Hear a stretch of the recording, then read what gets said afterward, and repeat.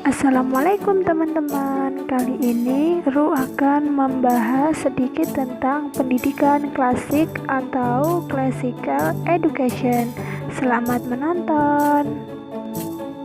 Pertama, pengertian pendidikan. Menurut Wikipedia, kata pendidikan berasal dari bahasa Latin, yaitu ducer, yang berarti menuntun, mengarahkan, atau memimpin. Sedangkan pengertian pendidikan sendiri adalah pembelajaran pengetahuan, keterampilan, dan kebiasaan sekelompok orang yang diturunkan dari satu generasi ke generasi berikutnya melalui pengajaran, pelatihan, atau penelitian. Lalu, pendidikan klasik adalah pendidikan yang menggunakan kurikulum klasik untuk mengembangkan pendidikan. Menurut sejarah, sistem pendidikan klasik telah teruji selama lebih dari 2000 tahun, mulai dari kurikulum Encyclopedia dari Yunani, Liberal Artes dari Romawi, dan pendidikan Kristen pada zaman bapak-bapak gereja di zaman Renaissance. Tujuan pendidikan klasik: mengembangkan potensi manusia dalam setiap kelimpahan aspeknya sehingga dapat berkontribusi terhadap perkembangan kebudayaan manusia di dalam sejarah. Kurikulum pendidikan klasik. Dalam kurikulum klasik, mereka berdialog dengan berbagai ide dan kebudayaan manusia yang terunggul dalam sejarah. Pendidikan klasik lebih fokus kepada perkembangan ide-ide luar biasa dan universal yang menjadi pengaruh besar dalam perkembangan zaman yang kaitannya dengan konteks sejarah budaya yang menjadi latar belakang pemagasan ide-ide luar biasa tersebut. Karakteristik pendidikan klasik.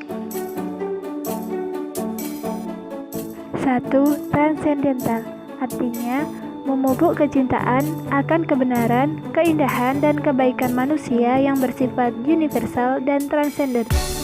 2. Integral, membudidayakan peserta didik dalam keutuhan kemanusiaannya, baik kebiasaan hati, pikiran, panca indera, maupun tubuh. 3. Interrelasional, menghayati keterkaitan organis antar berbagai bidang pembelajaran kebudayaan manusia atau Encyclopedia. 4. Historis, mempelajari setiap bidang studi dengan kerangka proses perkembangannya dalam konteks sejarah budaya manusia. 5. Dialogis, menerapkan pedagogi yang bersifat interpersonal melalui dialog yang otentik. 6. Komunal, membudidayakan komunitas sebagai konteks yang mempertumbuhkan pembelajaran.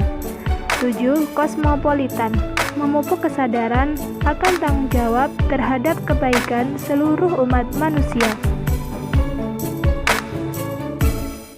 Aliran-aliran pendidikan klasik. 1. Aliran empirisme. Aliran ini dipelopori oleh John Locke yang merupakan seorang filsuf Inggris. Dalam teori tabula rasa, ia berpendapat bahwa anak yang baru lahir adalah kertas putih yang bersih, yang hanya membutuhkan faktor eksternal seperti lingkungan dan memandang bahwa perkembangan anak tergantung terhadap lingkungan, sedangkan pembawaan dari lahir tidak dipentingkan.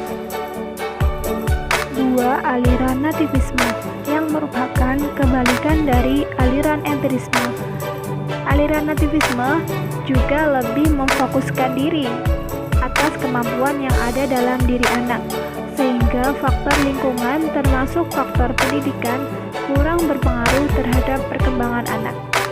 Hasil perkembangan yang dibawa anak sejak lahir yang akan menentukan baik buruknya seorang anak dari sejak dilahirkan. Namun, dalam teori nativisme ada faktor-faktor perkembangan manusia.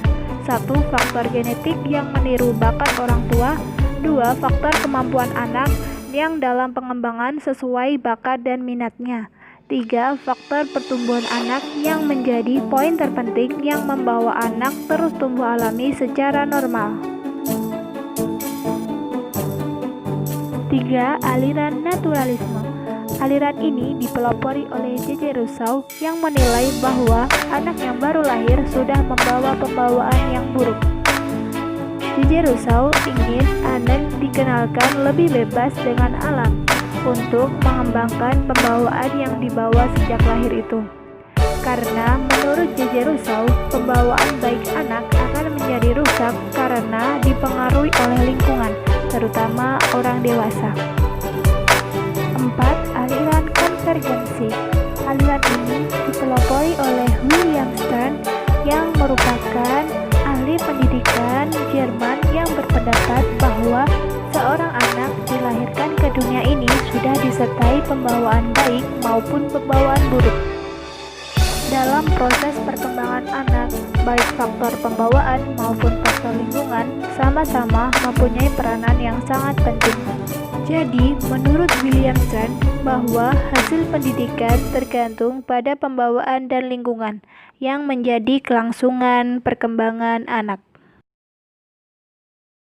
Oke teman-teman, selesai sudah pembahasan kali ini ya.